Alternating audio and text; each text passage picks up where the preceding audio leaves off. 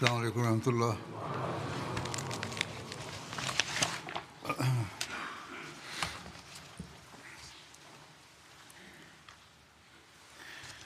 أشهد أن لا إله إلا الله وحده لا شريك له وأشهد أن محمدا عبده ورسوله أما بعد فأعوذ بالله من الشيطان الرجيم بسم الله الرحمن الرحيم الحمد لله رب العالمين الرحمن الرحيم مالك يوم الدين إياك نعبد وإياك نستعين اهدنا الصراط المستقيم صراط الذين أنعمت عليهم غير المغضوب عليهم ولا الضالين. Expeditionen aus dem Leben des heiligen Propheten präsentiert. In diesem Zusammenhang findet sich in der Geschichte auch die Erwähnung der Expedition von Hazrat Ukasha bin Mihsan. Die Expedition Ukasha bin Mihsan führte in Richtung Ghamr Marzouk. Diese Expedition ereignete sich im 6. Jahr nach der Auswanderung im Monat Rabiul Awwal. In Sirat Khatam al-Nabiyin schreibt Hazrat Mirza Bashir Ahmad radhiyallahu, der heilige Prophet schickte einen seiner Gefährten aus den Muhajirin, Hazrat Ukasha bin Mihsan radhiyallahu, als Anführer von 40 Muslimen zum Kampf gegen den Stamm der Bani Asad. Dieser Stamm hatte zu jener Zeit sein Lager in der Nähe einer Wasserquelle namens Ghamr aufgeschlagen, die einige Tagesreisen von Medina entfernt lag. Die Gruppe von Ukasha reiste schnell weiter und näherte sich Ghamr, um sie an ihrem Unsinn zu hindern, also dass man den Feind daran hindert, den Plan, den sie schmiedeten. Es stellte sich heraus, dass die Stammesangehörigen sich hier und dort zerstreut hatten, als sie von der Ankunft der Muslime hörten. Daraufhin kehrten also Ukasha und seine Gefährten nach Medina zurück und es fand kein Kampf statt. Genauso findet sich auch die Erwähnung der Expedition Muhammad bin Maslama radhiyallahu. Diese Expedition ereignete sich im 6. Jahr nach der Auswanderung im Monat Rabius Sani. Der heilige Prophet schickte Muhammad bin Maslama zu den Stämmen Banu Salba und Banu Awwal, die in Sulkassa lebten. Sulkassa befand sich etwa 24 Meilen von Medina entfernt. Der heilige Prophet entsandte Muhammad bin Maslama mit einer Gruppe von 10 Gefährten. Die Truppe erreichte ihr Ziel in der Nacht. Während sie schliefen, wurden sie vom Feind umzingelt. Der Gegner bestand aus etwa 100 Männern. Und die Muslime bemerkten die Belagerung erst, als der Feind begann, sie mit Pfeilen zu attackieren. Hazrat Muhammad bin Maslama erwachte sofort, griff nach seinem Bogen und rief laut in Richtung seiner Gefährten: Bewaffnet euch! Die gesamte Gruppe wachte sofort auf. Bis zu einer gewissen Zeit in der Nacht kam es zu einem Pfeilwechsel. Man hat sich mit Pfeilen gegenseitig abgeschossen. Danach griffen die Beduinen mit Speeren an und töteten die übrig gebliebenen Muslime. Hazrat Muhammad bin Maslama stürzte verletzt nieder. Aufgrund einer Verletzung am Knöchel war er bewegungsunfähig. Die Feinde nahmen ihm seine Kleidung ab. Die Feinde nahmen ihm die Kleidung ab und zogen sich dann zurück.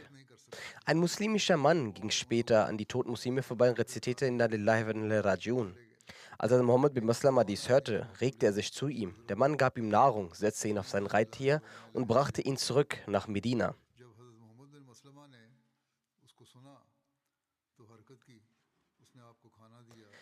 Es gibt auch eine Expedition, die zur Vergeltung für die getöteten Gefährten von Muhammad bin Maslama durchgeführt wurde. Diese Expedition trägt den Namen Expedition von Hazrat Abu Ubaidah bin Jarrah anhu. Zu den Einzelheiten schreibt Hazrat Mirza Bashir Ahmad.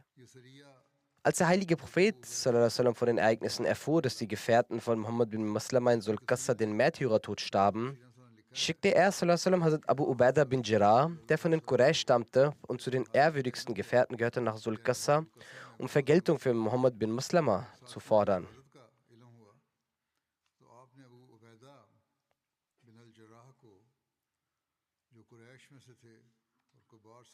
Zuvor war auch die Nachricht gekommen,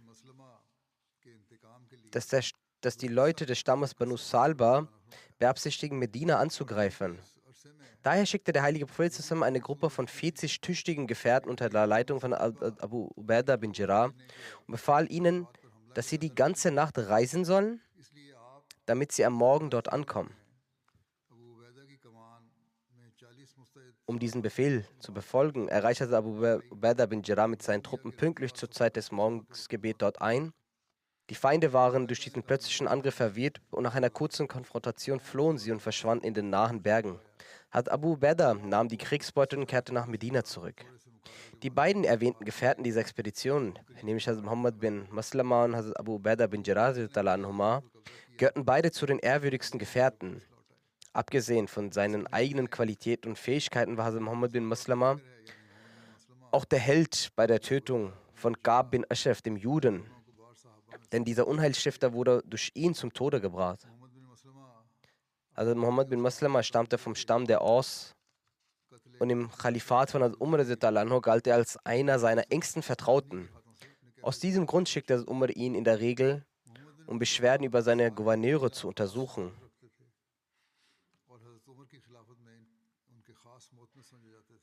Nach dem Tod von Usman, als unter den Muslimen innere Unruhen und Aufstände ausbrachen, zerschlug in dieser Zeit Muhammad bin Maslama sein Schwert an einem Felsen und nahm stattdessen nur noch einen Stock in die Hand. Auf die Frage nach dem Grund erklärte er: Der heilige Prophet sagte zu mir, oder ich habe es von ihm gehört, dass er sagte: Wenn es unter den Muslimen zu gegenseitigem Mord und Totschlag kommt, dann zerbrich dein Schwert, zieh dich in dein Haus zurück und bleib dort, wie der Boden eines Zimmers, der als fester Teil an seinem Platz bleibt.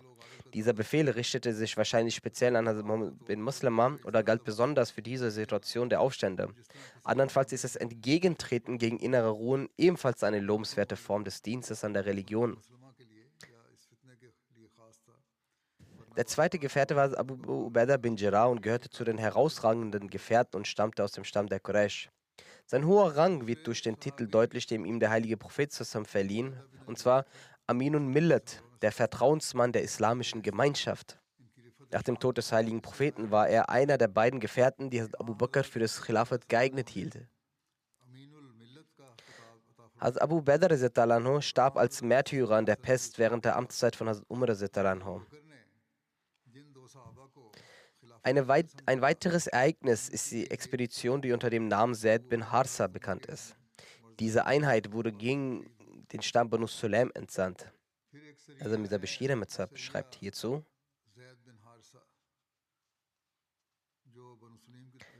In diesem Monat, Rabiul Akhir, im 6. Jahr nach der Auswanderung, sandte der heilige Prophet einige Muslime zum Stamm Banu Sulaim unter dem Kommando seines befreiten Sklaven Zaid bin Harsa anhu.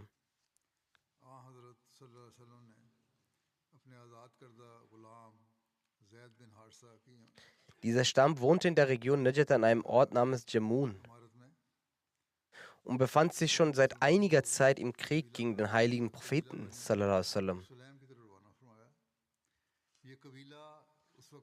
So hatte dieser Stamm auch einen erheblichen Anteil an der Grabenschlacht gegen die Muslime.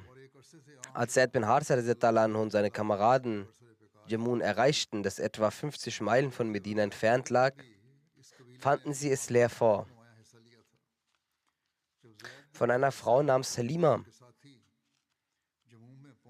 aus dem Stamm der Muzena, aber die zu den Gegnern des Islam gehörte, erfuhren sie jedoch von dem Ort, an dem ein Teil der Banu Sulaim ihr Vieh weidete. Aufgrund dieser Information griff Zaid bin Harsa diesen Ort an. Dieser plötzliche Angriff veranlasste die meisten Menschen zur Flucht und sie zerstreuten sich. Den Muslimen gelang es jedoch, einige Gefangene und etwas Vieh zu erbeuten, das sie mitnahmen und nach Medina brachten. Unter den Gefangenen befand sich auch der Ehemann von Hazrat Halima, und obwohl er ein Kriegsgegner war, ließ der heilige Prophet in Anbetracht von Halimas Hilfe, also den Informationen, die er von ihr hielt, nicht nur Halima ohne Lösegeld frei, sondern auch ihren Ehemann als Akt der Güte. Daraufhin kehrten Halima und ihr Ehemann glücklich in ihre Heimat zurück.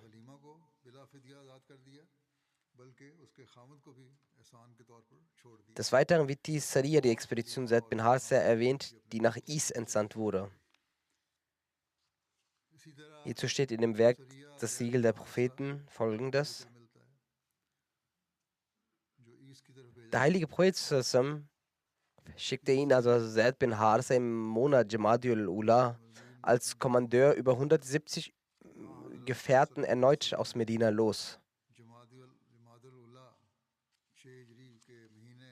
Die Historiker der Prophetenbiografie haben geschrieben, dass der Grund für diese Expedition war, dass eine Karawane der Quraysh aus Syrien unterwegs war und dass der heilige Prophet diese Einheit geschickt hatte, um diese Karawane abzufangen. Solche Karawanen der Quraysh waren stets bewaffnet gewesen und zogen auf ihrer Reise zwischen Mekka und Syrien sehr nahe an Medina vorbei, sodass sie eine ständige Bedrohung darstellten. Abgesehen davon hatten diese Karawanen die arabischen Stämme gegen die Muslime aufgehetzt, wo immer sie vorbeikamen. Dadurch war im ganzen Land ein gefährliches Feuer der Feindseligkeit gegen die Muslime entfacht worden, weshalb ihr Abfangen notwendig war. Abgesehen davon hatten diese Karawanen die arabischen Stämme gegen die Muslime aufgehetzt, wo immer sie vorbeikamen. Dadurch war im ganzen Land ein gefährliches Feuer der Feindseligkeit gegen die Muslime entfacht worden. Als der heilige Prophet jedenfalls die Nachricht von dieser Karawane erhielt, sandte er Zaid bin Harsa aus. Er rückte mit solcher Klugheit vor und nutzte die Gelegenheit, dass es ihm gelang, Is zu erreichen und die Karawane abzufangen. Is ist der Name eines Ortes, der 4 Tagesreisen von Medina entfernt in Richtung des Meeres liegt. Da es sich um einen plötzlichen Angriff handelte, waren die Leute der Karawane nicht in der Lage, den Angriff abzuwehren. Sie ließen ihre Güter zurück und flohen. Zaid nahm ein paar Gefangene und die Ladung der Karawane an sich, machte sich auf den Weg nach Medina und erschien zum heiligen Propheten. Unter diesen Ereignissen wird auch die Gefangennahme von Abu al-As und sein Beitritt zum Islam erwähnt. Die Ausführung ist folgendermaßen: Ibn Ishaq berichtet, dass vor der Eroberung Mekkas Abu al-As bin Rabi mit seinem Vermögen und dem Vermögen der Quraysh zwecks Handel nach Syrien gereist ist. Als er den Handel abschloss und zurückkehrte, begegnete er dem Herr des heiligen Propheten sallam. Die Gefährten konzipierten das gesamte Vermögen, welches er bei sich trug, und nahmen die ganze Karawane als Gefangene fest. Ibn Ishaq berichtet, dass Zaid diese Karawane festnahm, in der sich auch Abu al-As befand, und er nahm sie mit nach Medina. Gemäß Imam Zuhri und Ibn Uqba haben Abu Basir und Abu Jandal das Vermögen dieser Karawane konzipiert und sie festgenommen. Sie hatten sich in Saif al-Bahr niedergelassen. Über Saif al-Bahr wurde auch schon zuvor erwähnt, dass es nahe am Meer liegt. Sie beide haben niemanden aus der Karawane getötet, weil der heilige Prophet sallam mit Abu al-As mütterlicherseits verwandt war. Er war der Schwiegersohn des heiligen Propheten sallam. In einer Überlieferung heißt es, dass Abu al-As von der Sariya, also der Truppe von Zaid bin Harsa, geflohen war. Als die Gefährten mit dem Vermögen dieser Karawane in Medina ankamen, kam Abu al-As ebenfalls in der Nacht nach Medina und suchte Zuflucht bei seiner Frau Hazrat Zainab bint Rasul Muhammad sallam. Also Zainab anha gewährte ihm Zuflucht. Als der heilige Prophet zusammen das Morgengebet leitete, rezitierte er das Takbir und auch die Gefährten rezitierten das Takbir. In diesem Moment verkündete Zainab anha mit lauter Stimme aus der Sufat und Nisa, also es war ein separater Raum für die Frauen, mit lauter Stimme. In einer Überlieferung heißt es, dass sie aus ihrem Zimmer laut verkündete und sagte: O ihr Menschen, ich habe Abu al-As Zuflucht gewährt. Als der heilige Prophet das Gebet beendete, richtete er sich an die Menschen und sagte, O ihr Menschen, habt ihr auch das gehört, was ich gehört habe? Die Leute antworteten ja. Der heilige Prophet sagte, ich schwöre bei dem Wesen, dessen Händen mein Leben liegt.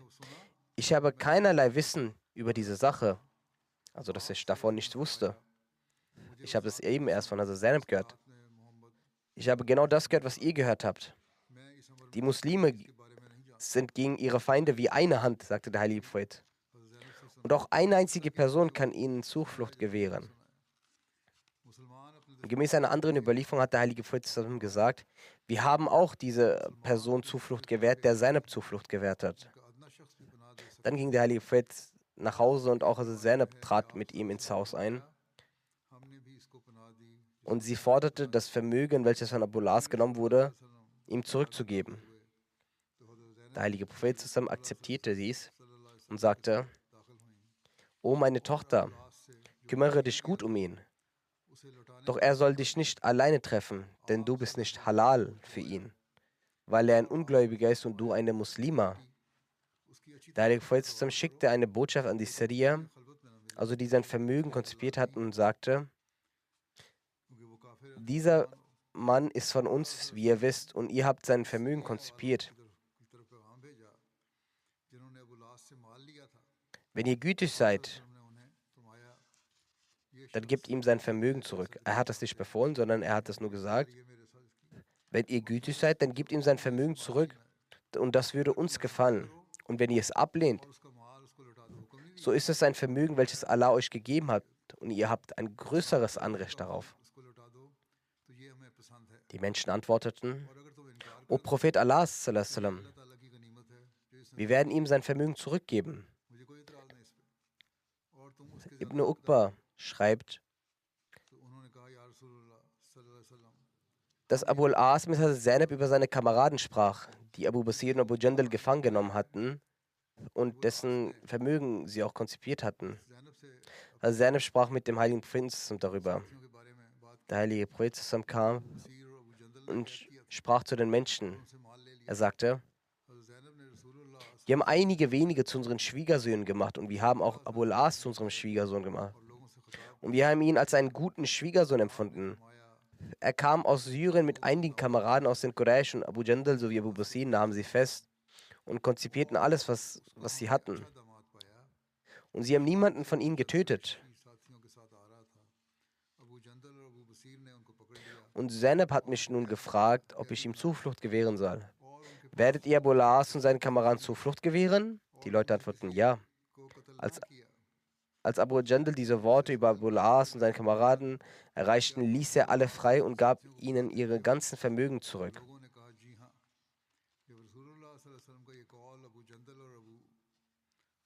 Er gab ihnen alles zurück, sogar ihr Seil gab er ihnen zurück.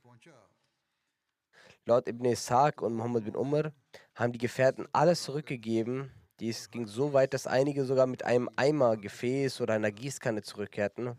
Also sie haben alles zurückgegeben und haben nichts dabei vergessen.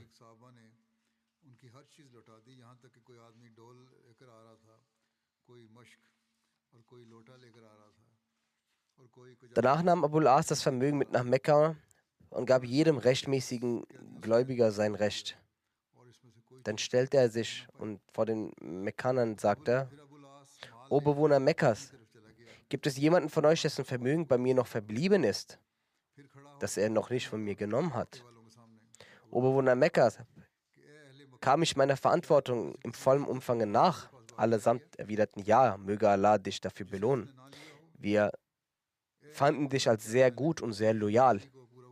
Danach verkündete Abu al-As seine Konvertierung zum Islam und sagte, ich bezeuge, dass es keinen Gott außer Allah gibt und dass Muhammad sallam der Diener und Gesandte Gottes ist. Ich schwöre bei Allah, dem Allmächtigen, es gab nichts beim heiligen Propheten, das mich gehindert hätte, den Islam anzunehmen. Also als ich noch in Medina war, hätte ich auch den Islam annehmen können, doch ich befürchtete, dass ihr denken würdet, ich hätte mir vorgenommen, euch eures Vermögens zu berauben. Nun, als Allah euch dieses Vermögen überbracht hatte durch mich, nachdem ich eure Treuhandschaften zurückgegeben habe und mich von dieser Last befreit habe, nehme ich den Islam an. Danach reiste er von dort ab und kam zum heiligen Propheten nach Medina. Also Mirza Bashir Ahmad Sahib Anhu schreibt darüber: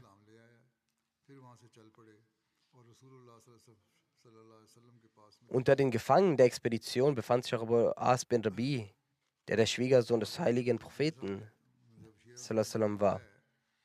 Und er war ein enger Verwandter von Hazrat Khadija, der Verstorbenen sallallahu anha.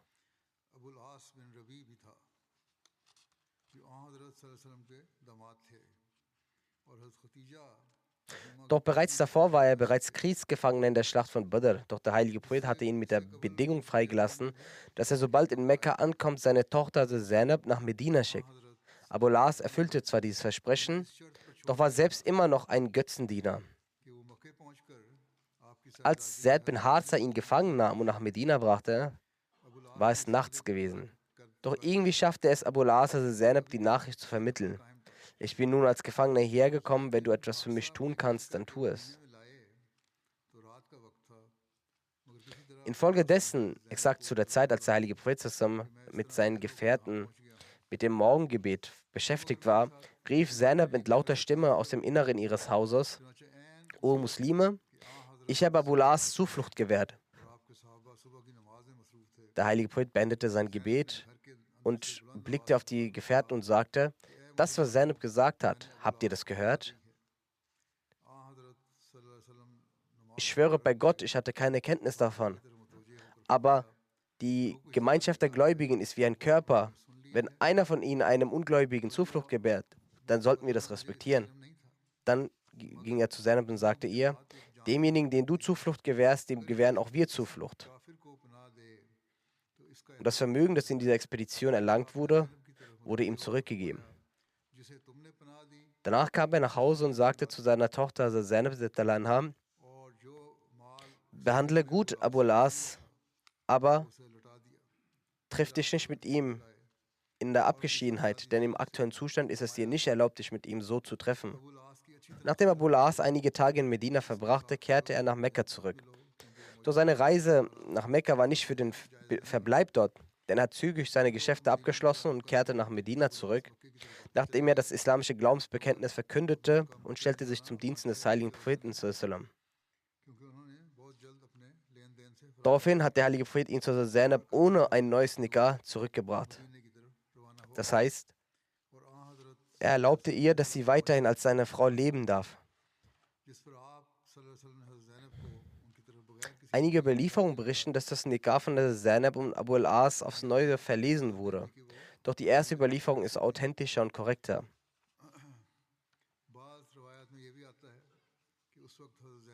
Die Geschäfte von Abu al-As befanden sich in Mekka, weshalb er nicht in Medina bleiben konnte. Folglich nach seiner Konvertierung zum Islam kehrte er mit der Erlaubnis des heiligen Propheten nach Mekka zurück. Durch seinen Verbleib in Mekka konnte er in der Expedition nicht teilnehmen. Lediglich in einer Expedition im Jahre 10 nach der Auswanderung aus Jemen hat Ali ihn zum Verwalter von Jemen ernannt.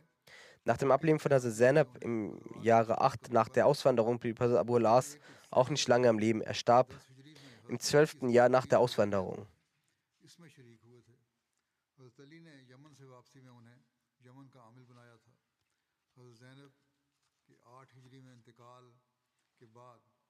Des Weiteren wird von einer Expedition Ghazwa berichtet, das sich Ghazwa Banu Lahyan nennt. Dieser Name wird beiderseits Lahyan und Lahyan ausgesprochen. Die Banu Lahyan waren ein Stammeszweig der Banu Lahyan und im Tal von Usman, in der Nähe von Medina, westlich vom Wadi Quran, lebten die Banu Lahyan. Über die Expedition von Banu Lahyan gibt es Unterschiede, in welchem Jahr und Monat es stattfand.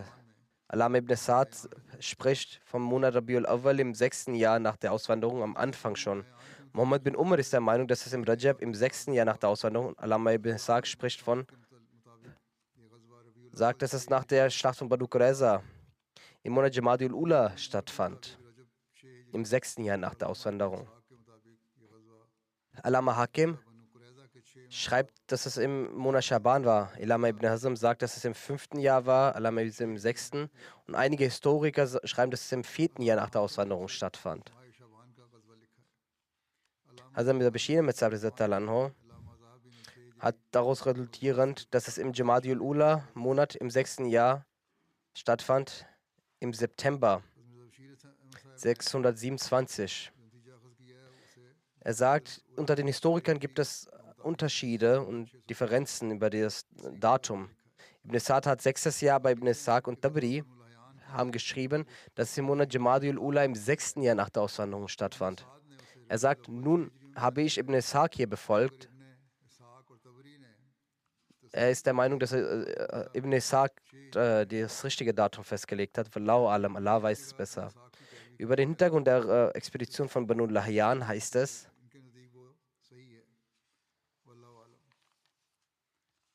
also Mirza Bashir Mezheb schreibt darüber,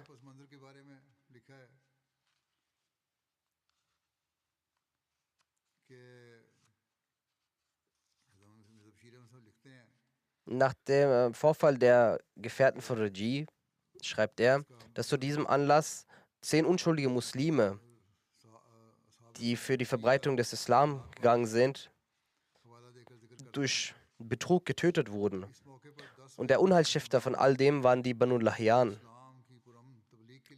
die in dieser Zeit zwischen Mekka und Medina im Tal Burhan verwalteten.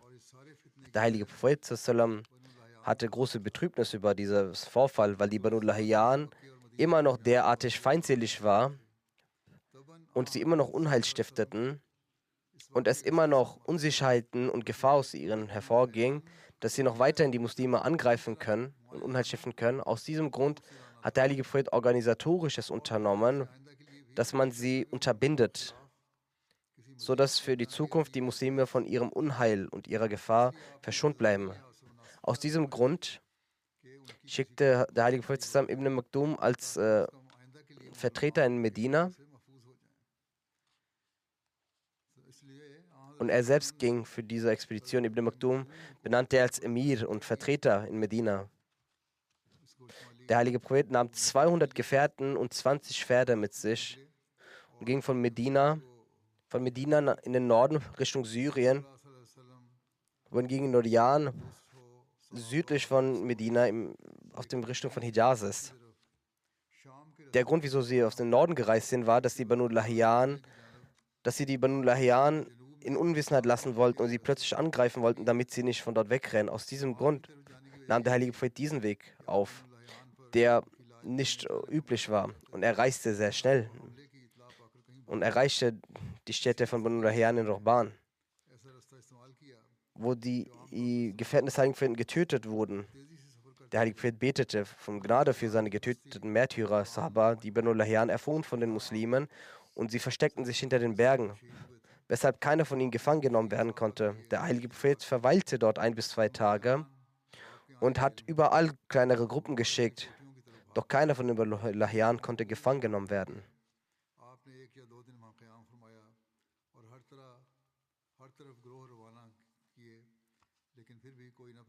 Der heilige Prophet sallam, hat, als er sein Zielort erreichte, einige Tage dort verweilt. Und es steht geschrieben, dass als der Prophet an dem Ort ankam, wo seine Gefährten getötet wurden, wurde er sehr betrübt. Mit großer Trauer betete er für diese Märtyrer.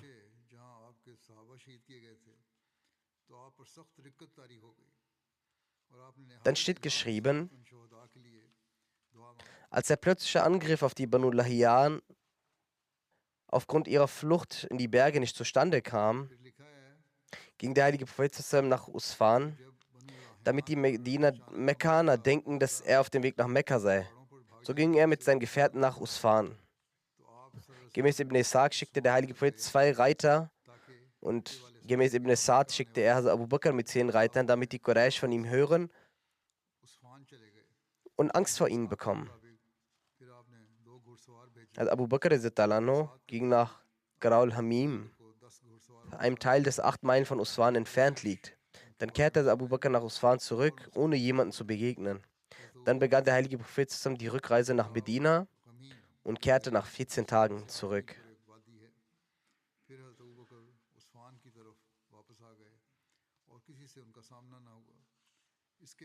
Hazrat Mirza Bashir Ahmad schreibt, dass der heilige Prophet sallallahu alaihi wasallam während der Rückreise ein Gebet sprach, das später von Muslimen häufig bei wichtigen Reisen beim Rückweg rezitiert wurde.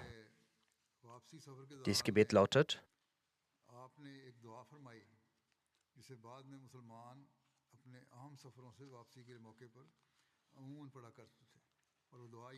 Das heißt, wir kehren zu unserem Herrn zurück, wir neigen uns zu ihm. Wir beten nur ihn an, wir fallen vor ihm nieder und wir singen Lobeshymnen für unseren Herrn. Der heilige Prophet Sassam sprach dieses Gebet auch bei späteren Reisen häufig und fügte manchmal auch die folgenden Worte hinzu: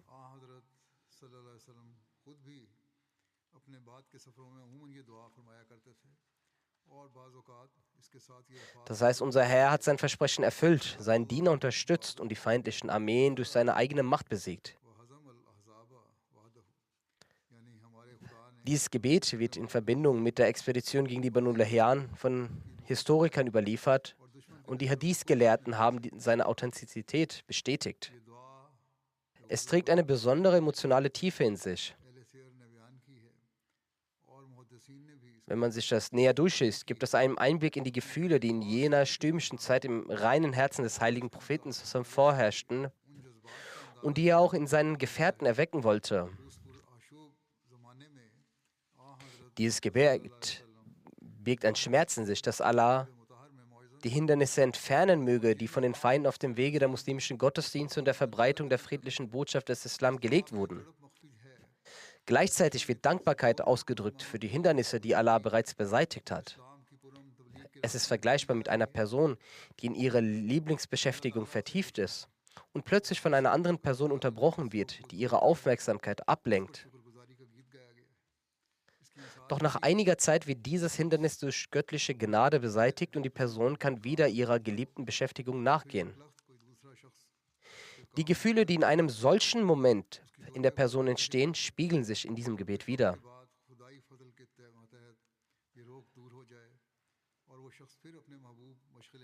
Denn der heilige Prophet sagte: Wir kehren nach der vorübergehenden Unterbrechung dieser Reise wieder zurück in den Zustand, in dem wir unsere Zeit im Gedenken an unseren Herrn verbringen können und die Möglichkeit haben, Lobeshymnen auf ihn zu singen. Ja, derselbe Gott, der uns auch zuvor in vielen Situationen vor den Intrigen der Feinde bewahrt und uns Sicherheit geschenkt hat. Wie gesegnet ist doch diese Emotion, so anziehend und friedlich. Doch bedauerlicherweise halten es einige Feinde des Islam nicht davon ab, weiterhin Einwände zu erheben und zu behaupten, der heilige Prophet und seine Gefährten in Wahrheit streben kriegerische Feldzüge und weltliche Gewinne an.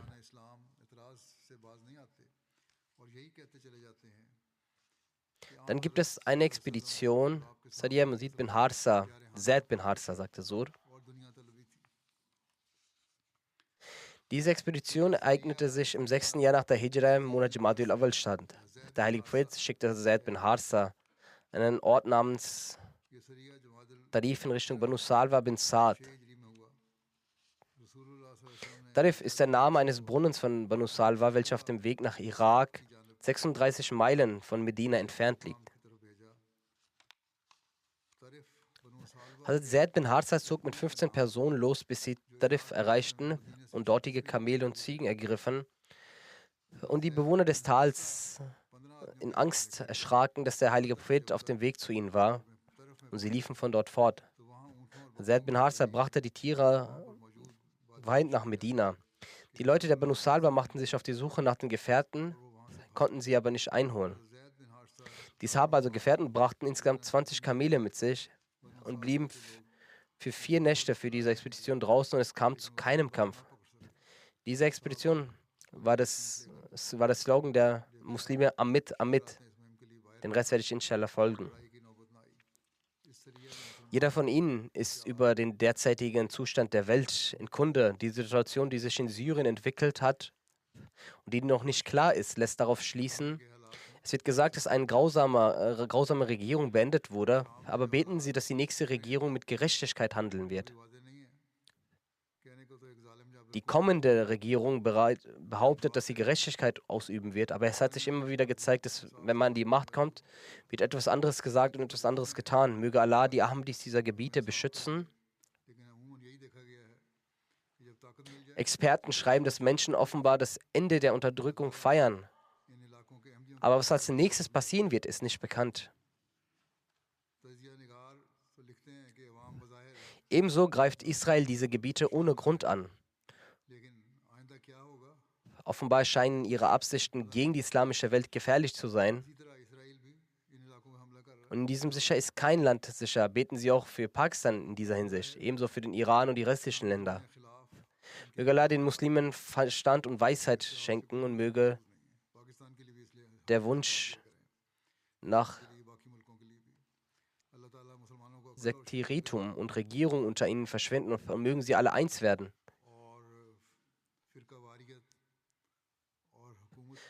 Wenn diese Art von Handlungen von Muslimen andauern, wie kann Allah dann solchen Unterdrückern helfen, die ihr eigenes Volk töten?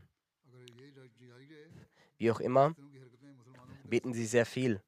Möge Allah jeden Ahmadi vor dieser Bösartigkeit schützen. Ahmadi-Muslime sind weder vor den Händen von Muslimen, also sogenannter Muslimen, noch sind sie vor den Händen von Nicht-Muslimen sicher, die gegen Muslime sind.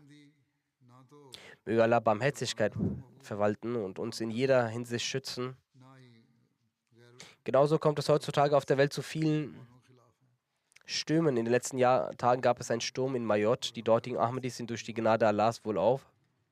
Die Jamaat leistet ihren Dienst dort und die Regierung ist ebenso bemüht davon, wo Menschen um Essen betteln. Da die Hungrigen kein Essen bekommen, leistet die Jamaat ihre Dienste und verteilt Essen.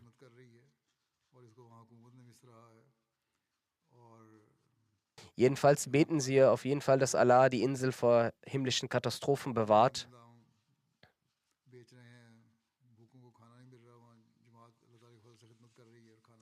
Anschließend möchte ich nach dem Gebet auch Janaza-Gebete verrichten. Das erste Janaza-Gebet ist vom Herrn Märtyrer Amir Hassan Murani Shahid. Er war der Sohn von Herrn Dur Muhammad Nusrat aus dem Zilla Mirpur Khas. In den letzten Tagen erlitt er den Märtyrertod. Inna lillahi wa inna ilaihi rajiun. Er war auf dem Heimweg aus der Moschee, als er erschossen wurde und der Märtyrertod starb. Er war Musi und hinterlässt eine Mutter, seine Ehefrau sowie 2 Söhne, 3 Töchter und Geschwister. Angaben zufolge war Herr Amir Hassan am 13. Dezember auf dem Weg nach Hause, nachdem er das Tahajjud und Fajr-Gebet gemeinschaftlich verrichtet hatte. Und sein Sohn, Aziz Temur Sahib, dessen Alter 12 Jahre alt war und mit ihm war. Zwischen ihrem Haus und der Moschee befindet sich eine Straße. Sie hatten gerade die Straße überquert, als 2 unbekannte Personen, die bereits dort waren, ihre Gesichter bedeckten, sich ihm näherten und nach seinem Namen fragten. Als er sich identifizierte, schossen diese auf ihn. Der verstorbene Märtyrer wurde von 5 Kugeln getroffen, weshalb er an Ort und Stelle verstarb. Inna lillahi wa inna ilaihi rajiun. Hiernach flohen die Angreifer. Sein Sohn Temur hat Allah auf wundersame Weise geschützt.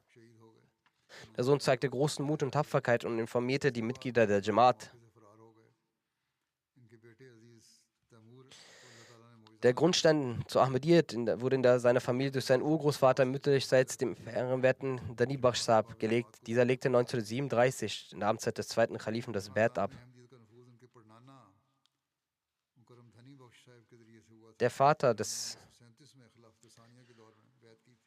Der Opa war nicht Ahmadiyyat gewesen, aber alle Onkels haben die Ahmadiyyat angenommen. Der Vater des Märtyrers, Herr Dur Muhammad, nahm während der Zeit des 2. Khalifen im Jahre 1964 die Ahmadiyyat an. Zu der Zeit arbeitete er auch für den Herr Sayyid Daud Muzaffar Sahib als Landwirt, durch den er das Bai'at ablegte.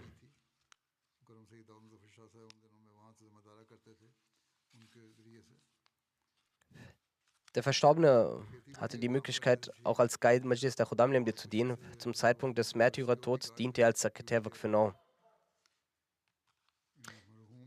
Er hegte eine große Liebe zum Khilafat, war sehr liebevoll und sehr gastfreundlich. Seine Mutter schreibt, für uns ist es eine Ehre, dass unser Sohn den Märtyrertod starb.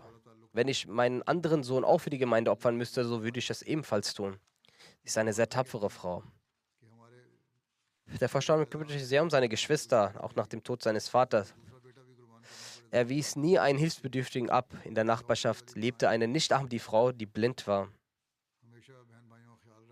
Er hat ihre Tiere und Kinder sehr oft geholfen, hat die Kinder mit zur Schule genommen, etc. Das Gebet hat er immer gemeinschaftlich verrichtet. Amisa Selamit Putras schreibt, zu jedem Jamati-Programm ließ er alles beiseite legen und war für das Duty immer stets da. Seit einem Monat etwa habe ich eine bemerkenswerte Veränderung im Verstorbenen gesehen. Er kam schon vor dem Fajr-Gebet, schloss die Moschee auf, verrichtete Nawafil-Gebet. Er schien, als würde ein neuer Mir Hussein geboren worden. Khalid Baloch, Lehrer der Jamia, er war ein Verwandter von ihm, er sagt, seine Besonderheiten gehörten vor allem Tapferkeit und anderen zur Hilfe kommen. Immer wenn ich ihn traf, sprach er über spirituelle Themen. Oftmals sprach er darüber, wie die Beziehung zwischen Gott und dem Menschen verbessert werden kann. Ein weiterer Murabi Sahib schreibt, in unserem Stadtteil hat er mit Nicht-Ahmadis gute Beziehungen. Nach seinem Tod kamen Leute zur Beileidsbekundung von weitem her und alle sagten, dass er ein Wesen war, das alle liebte, in jedem schwierigen Zeiten half. Möge Allah ihm vergeben, gnädig mit ihm sein, seine Ränge erhöhen. Möge er seine Kinder in seinem Schutz leiten. Das nächste Totengebet ist von Herrn Maulana Abdustar Rauf, Mubalik Silsila der Gemeinde Malaysien. Er verstarb in vergangenen Tagen im Alter von 75 Jahren. Am 15. Januar 1973 nahm er die Ahmadiyyat an. Im Oktober 1977 schrieb er sich an der Jamia in Rabwa an. Er absolvierte das Studium zum Mubashir, hatte die Möglichkeit, in verschiedenen Ländern zu dienen. 1985 wurde er als Missionar in Indonesien stationiert. Danach wurde er nach Fidschi geschickt. Dort in Fidschi lebte er einige Jahre lang. Danach ging er nach Indonesien, dann nach Malaysien und dort führte er interreligiösen Dialog. Darauffolgend wurde er auch nach Vietnam entsandt, lebte einige Jahre dort. Dann hat er wieder die Möglichkeit, in Malaysien zu dienen und diente sehr viel.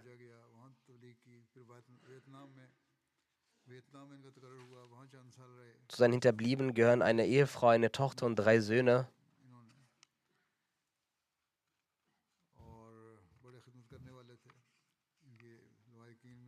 Bekannte von ihm schreiben, er hatte sich vollständig für den Dienst an der Jamaat gewidmet. Und auch die Jamaat-Mitglieder der Jamaat hielt er stets dazu an, für die Jamaat zu opfern und ihr zu dienen. Er war sehr liebevoll, entdeckte stets die Schwächen aller anderen. Seine Bemühungen der Tabligh hatten viele Leute die Möglichkeit, der Jamaat beizutreten. Er hegte große Liebe zum heiligen Propheten zusammen. Immer wenn der heilige Prophet erwähnt wurde, kamen Tränen in seine Augen. Wenn ihm gesagt wurde, dass er für den Dienst der Jamaat in ein anderes Land muss, so ging er sorglos und ließ sorgenfrei seine Frau und Kinder zurück. Er war immer bereit, Opfer für die Jamaat zu erbringen. Egal.